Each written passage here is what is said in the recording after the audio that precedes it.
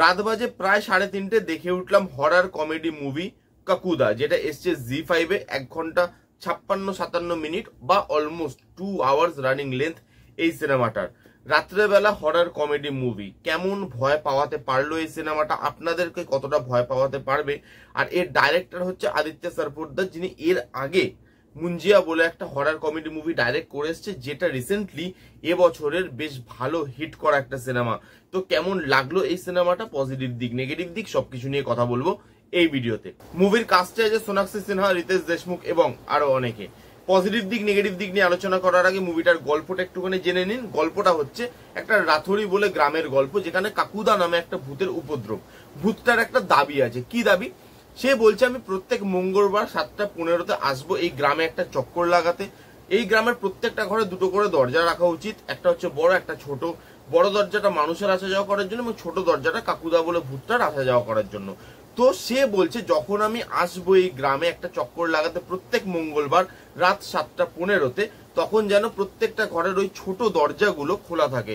যদি কোনো ঘরের ওই ছোট দরজাটা খোলা না থাকে, তাহলে সেই ঘরের ছেলেকে আমি 13 দিন বাদে মেরে ফেলবো। এই নিয়েই গোটা সিনেমাটা। এটাই হচ্ছে সিনেমার বেসিক গল্প। এর থেকে বেশি জানতে হলে আপনাকে জি5 এই সিনেমাটা দেখে নিতে হবে। এবার যদি সিনেমার পজিটিভ দিক নিয়ে কথা বলি, সিনেমাটার প্রতি প্রথম থেকেই আমার আশা ছিল। কারণ হচ্ছে দুটো। ফার্স্ট হচ্ছে রিতেশ দেশমুখ, যিনি খুব ভালো কমেডি করতে পারে, খুব ভালো অ্যাক্টর, এবং ভেবেছিলাম যে সে হয়তো তার কমিক টাইমিং দিয়ে এই হরার কমেডি মুভিটাকে পুল অফ করে দেবে। এবং সেকেন্ড অফ অল মুঞ্জিয়ার ডাইরেক্টর আদিত্য সরপোদ্দার, যিনি এবছরই কিছুদিন আগে মুঞ্জিয়া বলে একটা হরার কমেডি সিনেমা ডাইরেক্ট করেছিলেন এবং সেটা বক্স অফিসে আউটস্ট্যান্ডিং পারফরমেন্স করেছে। তো যেহেতু এটা আবার হরার কমেডি সাবজেক্ট এবং সেম ডাইরেক্টর, ভেবেছিলাম এই সিনেমাটা আউটস্ট্যান্ডিং কিছু হবে, কিন্তু সিনেমাটা আউটস্ট্যান্ডিং হতে পারে না। কেন, সেটা আমি নেগেটিভ দিকে আসছি। তার আগে কিছু পজিটিভ দিক আছে, সেগুলো নিয়ে কথা বলে নি। ফার্স্ট হচ্ছে পারফরমেন্সেস। কারোর পারফরমেন্স ভালো না। পজিটিভ দিক নিয়ে কথা বলছিলাম। তো এখানে কারোর পারফরমেন্স ভালো না, একজনেরই পারফরমেন্স ভালো, সেটা হচ্ছে রিতেশ দেশমুখ। তাও কিছু কিছু জায়গায়, সব জায়গায় রিতেশ দেশমুখের পারফরমেন্স ওয়ার্ক করে না এই সিনেমাতে। কিছু জায়গায় তার পারফরমেন্স নোটেবল, কিছু কমেডি সিন আছে যেগুলোতে হাসি পায়। বাকি আর কারোর পারফরমেন্স এখানে ভালো না, সেটা আমি নেগেটিভ দিকে আসছি। রিতেশ দেশমুখের কিছু জায়গায় এই সিনেমাতে কাজ ভালো লেগেছে। আর এই সিনেমার বেসিক স্টোরি লাইনটা ভালো, যেটা দিয়ে এর থেকে একটা বেটার সিনেমা বানানো যেতে পারতো, কিন্তু সেটা বানানো যায় না। কেন? এবার নেগেটিভ দিকে মুভ করব।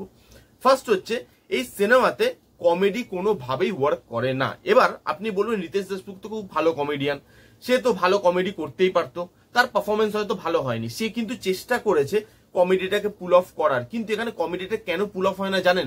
কারণ তার সঙ্গে আদার কাস্টে যারা পারফরমেন্সেস করছিল বা আদার যারা ছিল তাকে হেল্প করার জন্য, তাদের পারফরমেন্স বা তাদের ওই কমিক টাইমিং কোনোভাবে ম্যাচ করছিল না। আপনার কমেডি তখনই ওয়ার্ক করতে পারে যখন আপনার সাথে যারা অ্যাক্টিং করবে তাদের কমেডিটা ওয়ার্ক করবে। এখানে রিতেশ দেশমুখ চেষ্টা করেছে কমেডি করার, কিন্তু আশেপাশের অ্যাক্টরদের কারোর কমেডি যেখানে ওয়ার্ক করছে না, সেহেতু তার কমেডিটাও না ডাল হয়ে যায়। এবং এই হরার কমেডি সিনেমাটায় কমেডি একটুও লাগে না। কিছু কিছু জায়গায় যে বললাম রিতেশ দেশমুখের কিছু পোর্শনে কমেডি ওয়ার্ক করে, বাকি পুরো সিনেমাতে কমেডির কও নেই। নেক্সট যেটা নিয়ে কথা বলবো, হরার। এখানে হরারটাকে না পুরো ইয়ার্কিতে বার করে দিয়েছে।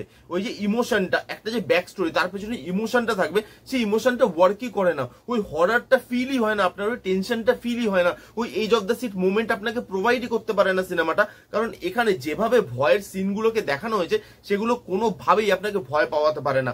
একটা ভূত, সে উড়ে উড়ে আসছে, ভূতের মুখটার মেকআপও ভালো না, সেখানে যেভাবে ভয়টাকে সাউন্ড দিয়ে আর লাইট দিয়ে ক্রিয়েট করার চেষ্টা করা হয়েছে, সেটা খুব অ্যামেচারিশ লাগে, সেটা খুব নর্মাল লাগে দেখতে, এবং ভয়টা কোনোভাবে আপনাকে ভয় পাওয়াতে পারে না। তো এই হরার কমেডি সিনেমার যে মেন দুটো পিলার, হরার এবং কমেডি, এই দুটো জিনিসই এই সিনেমাতে কোনোভাবে ওয়ার্ক করে না। তার সঙ্গে সিনেমার লুক অ্যান্ড ফিল, মুঞ্জিয়া আপনি যদি দেখেন সেটা বড় স্ক্রিনের ছবি এবং তার লুক অ্যান্ড ফিল, তার ল্যাভিশনেস প্রচুর হাই ছিল।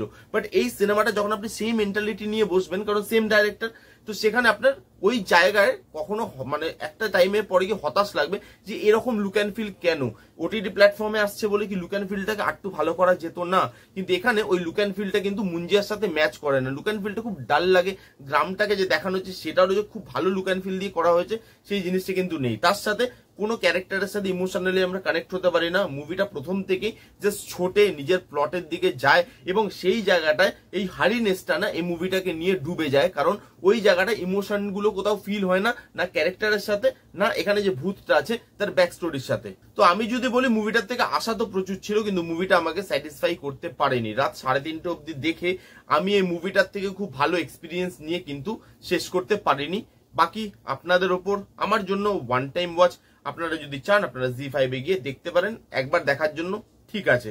ওকে, এই ছিল রিভিউ। কেমন লাগলো কাকুদার রিভিউ জানাতে ভুলবেন না। রিভিউটা যদি ভালো লাগে তাহলে please give it a Thums up, like করবেন, কমেন্ট করবেন, শেয়ার করবেন, চ্যানেলটাকে মাস্ট সাবস্ক্রাইব করবেন। দেখা হচ্ছে নেক্সট কোনো ভিডিওতে, ততক্ষণ bye bye, take care and be safe.